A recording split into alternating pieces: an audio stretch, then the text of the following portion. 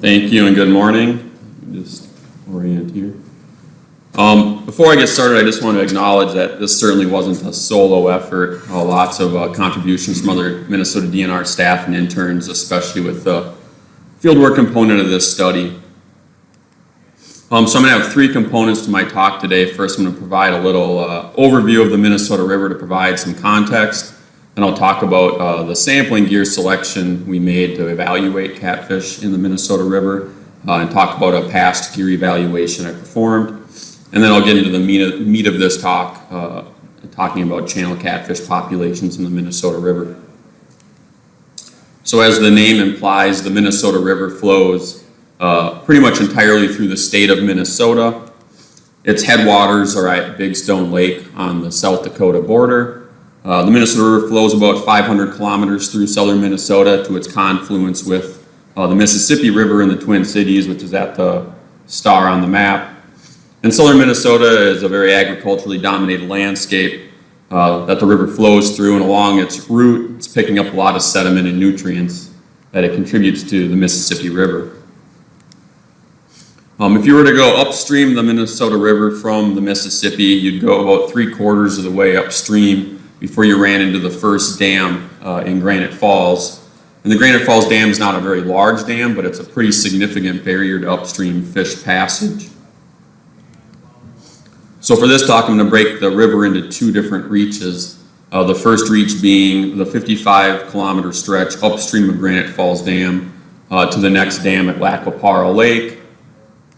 And because of the dam, there's at least 20 fewer fish species present upstream of the dam. And notably, there's the absence of flathead catfish, which are an apex predator downstream of the dam, and an absence of gizzard shad, which are important prey downstream of the dam. And then there's the downstream reach. It's approximately 400 kilometers of free-flowing river, pretty typical low-gradient warm water Midwestern river with a large number of fish species living in the system. So there's the upstream reach and the downstream reach, which we'll be referring to again later. And although Minnesota is known as the land of 10,000 lakes, the part of the state the Minnesota River flows through is not quite as lake rich. And so the Minnesota River is a very important aquatic resource to many folks in that part of the state. And it's a pretty well-known catfish fishery beyond just the state of Minnesota for having an abundance of fish as well as many large trophy-sized fish. And arguably, probably due to social media in the last 15 to 20 years, the awareness and participation in more trophy angling's increased, obviously raising concerns from anglers as well as fisheries managers about the sustainability of these catfish fisheries. So just to provide a little more context for you, to talk about the fishing regulations for catfish in the Minnesota River, which pretty much match our statewide catfish fishing regulations. And we have pretty restrictive regulations relative to a lot of other states where we have a 5 fish daily and possession bag limit, no more than 2 of which can be flathead catfish, and only 1 can be greater than 24 inches. We do have a closed season for flathead catfish to protect them during the winter period. We have no commercial fishing for catfish in our inland waters in Minnesota. And also, in contrast to many states, anglers are restricted to only 1 fishing line during the open water period. So as a fisheries manager for this resource, at this point, we're really just interested in monitoring the abundance and size structure of channel catfish as well as flathead catfish in the Minnesota River. So moving on to the next part of my talk, how we selected sampling methods for evaluating channel catfish as well as flathead catfish in the Minnesota River. And so as similar to any fisheries manager, we desire accurate and efficient methods for assessing these fish populations. And particularly important to me was identifying a method that provided adequate statistical power to be able to detect changes if they actually occurred. And also just to note, we were interested particularly in monitoring the size of fish that anglers are targeting. So the quality size and larger flathead catfish and stock size and larger channel catfish. And so of course we can consult the literature, other references, identify likely standard methods for sampling catfishes in rivers such as the Minnesota River. But just in summary, I mean, many of the methods have undesirable size biases, or they have not been validated yet. They're not effective in large rivers. In the case of tandem baited hoop nets, which are a common method for sampling channel catfish, more so in reservoirs, the Minnesota River is just way too complex to find locations to set these 45-foot net sets. And in a previous very small, non-robust evaluation of baited versus unbaited nets, we found a very small increase in channel catfish catch rates with baited nets, but a decrease in precision, a decrease in catches of flathead catfish, and a very significant increase in bycatch of buffalo species and common carp, making it not very desirable sampling method for us in the Minnesota River. And the unfortunate reality is that there's really been few studies that have adequately validated methods for indexing relative abundance and size structure of catfishes, especially in rivers. And even fewer have evaluated statistical power, as I mentioned previously, as a specific goal of mine. But in general, various types of hoop nets, whether they're single or tandem or baited or unbaited, have been used effectively to sample catfishes in river systems. And there have been studies showing evidence that catch rates of channel catfish are proportional to population density and often are unsized biased for fish greater than 250 millimeters. And that's more so particularly for reservoirs and baited tandem hoop nets. But some past work in the Minnesota River found single unbaited hoop nets fairly effective. So a few years ago, I evaluated those, specifically looking at spatial and temporal trends in their catches. And I found that really during June, July, and August, catch rates were very similar for both flathead catfish and channel catfish, with some differences in length distributions and precision.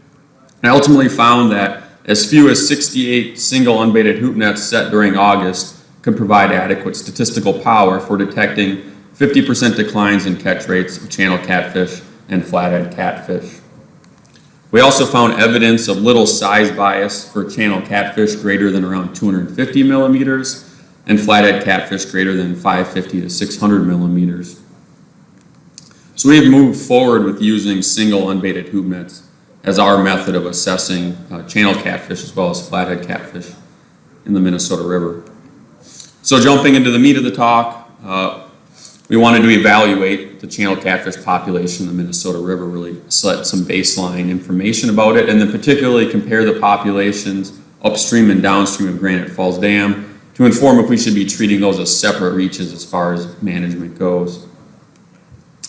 So the methods are pretty straightforward. We set a lot of single unbaited hoop nets in the Minnesota River. All of these nets were fished for one night. We sampled during June, July, and August based on some of the previous work that I talked about. We did this over a 4-year period, and we ultimately had 68 hoop nets set upstream of Granite Falls Dam and 272 downstream. We also removed pectoral spines from a subset of captured channel catfish from both reaches for age and growth analyses, and we ultimately compared catch rates, length distributions, and estimated growth curves, as well as annual survival between reaches. So jumping into the results, so first I'll talk about channel catfish catch rates compared from the upstream reach to the downstream reach. So on the left of this figure is a box plot of hoop net catches upstream, and then downstream is on the right with catch per net night on the y-axis. We ultimately found about a 10-fold greater mean catch rate upstream than downstream, with a mean of around 45 fish per net compared to about 4 per net. And that was a significant difference. And compared to other populations in literature, and I have an asterisk on the bottom of the slide here because it's difficult to really compare because many studies use various types of gears, and if they do use hoop nets, it might be tandem nets or baited nets or different size mesh. But in general, this mean catch rate of 45 channel catfish per hoop net is among the greater values reported in literature for river systems, with the main exception being the Red River of the North. So next I'll talk about channel catfish length distributions upstream and downstream of Granite Falls Dam. These are just basic length frequency histograms plotted with 25 millimeter bins, with the upstream reach on the top panel, downstream reach on the bottom panel. And the take-home message from this is that although we caught a lot more fish and had higher catch rates upstream, the proportion of fish that were of preferred or memorable length was much lower than downstream of Granite Falls Dam. Upstream, we captured over 3,000 fish in our sampling, and less than 5 of those fish were greater than 700 millimeters, whereas downstream, almost 10% of the stock size fish were greater than 700 millimeters. And that's also among the greater values reported in literature for a channel catfish population in a river, again with the exception of like the Red River of the North. This is comparing the von Bernoulli growth curves for upstream and downstream reaches. And these are statistically different, although I sometimes struggle to determine at what level it's biologically relevant given the amount of variability in mean length at age. We see in both reaches, upstream and downstream, on average channel catfish reach a quality length around age 7, which is just below the North American average. However, channel catfish seem to, on average, continue to grow a little bit faster downstream of Granite Falls Dam, where they reach preferred length around age 12, compared to around age 14 upstream. But it's also important to note that this provided some evidence of greater longevity downstream, where we captured a fair amount of fish greater than 20 years old, whereas upstream, the oldest fish was 19. In this slide here, I combined all the length at age data for both reaches together. And, a lot of variability in length at age. We often draw a nice smooth curve to it and then make a lot of inferences from that smooth curve. And we often think, well, it's those old fish that contribute to the larger trophy-sized fish in the population. But I think this is a great example that a lot of times it's actually just those outlying, fast-growing fish that are actually contributing to the memorable and trophy-sized fish in the population rather than necessarily just the really old fish. Real quick here, this is plotting the growth curves from upstream and downstream with the same colors as before, compared to a couple other populations reported in literature. The main one to compare to is this thicker black line, which is the North American Standard growth curve reported by Jackson et al. We see that Minnesota River growth curves are pretty similar. And in fact, downstream of Granite Falls Dam, growth seems to continue at a little bit faster rate compared to the North American average. Lastly, these are age frequency plots for channel catfish, again from upstream and downstream, along with associated catch curves. And as I expected, we saw annual survival rates pretty indicative of a lightly exploited population, with annual survival of around 0.8 upstream and 0.9 downstream. So a little bit of a difference between the two reaches, but pretty high annual survival. And again, about some of the higher values reported in literature and typically associated with what are thought to be lightly exploited populations. So in summary, we certainly observed some differences in channel catfish population characteristics upstream and downstream of Granite Falls Dam, informing us, when we think about management of the river, those two reaches should be thought of separately. But both populations seem to have desirable characteristics based on catch rates, relatively high relative abundances, typical growth, low annual mortality, good size structures. So we don't really have any concerns to enact any sort of management actions at this time. However, it's probably important to continue to monitor the populations in the Minnesota River, since the desirable size structure of these long-lived, relatively slow-growing fish is certainly sensitive to increases in mortality and changes in the environment. And one question I have is if we were to somehow be able to increase harvest upstream, if there's potential to alleviate some intraspecific competition, allowing for some faster growth of some fish and maybe a greater proportion of the fish would reach memorable or trophy length. And lastly, just as we're doing this work, another reminder of how important it is that we need to identify standardized methods, but not just standard methods for sampling, but validated methods, which really there aren't many of those out there. So I'd be happy to answer any questions if I have time. Perfect.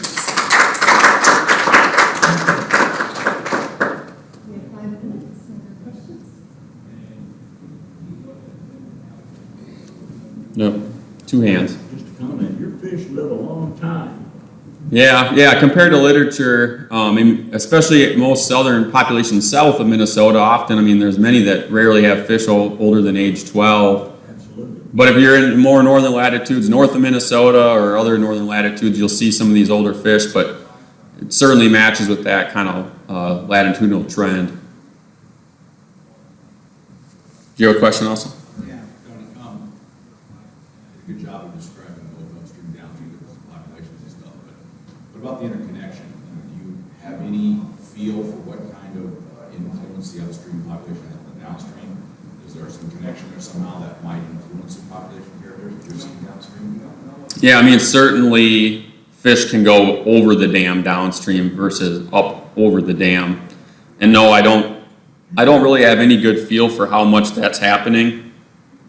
So, certainly it's probably at least mixing, a little bit, but I think just relative to the size of the river downstream and the population downstream, my gut feel is that it's a minimal influence on the population as a whole. But certainly there is that directional movement.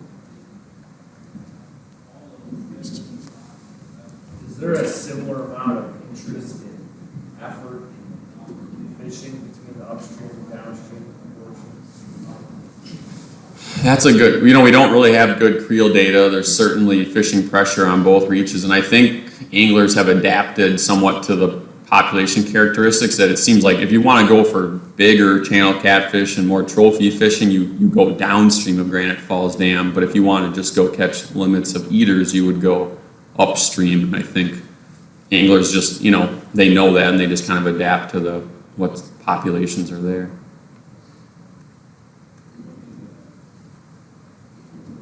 I have a question. Yeah. If I'm remembering correctly, it looked like you had fewer sample sites upstream than you had downstream. Yep. Can you talk a little bit about how you arrived at that number? Yeah, so that was partially just due to the differences in size. Upstream is a much smaller reach than downstream, so we're just trying to cover, get some spatial representation amongst those reaches. So we had three sampling reaches upstream and 10 downstream to try to capture some of that spatial variability.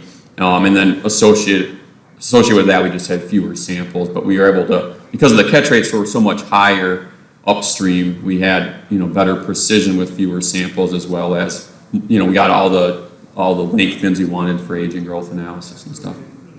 Yeah.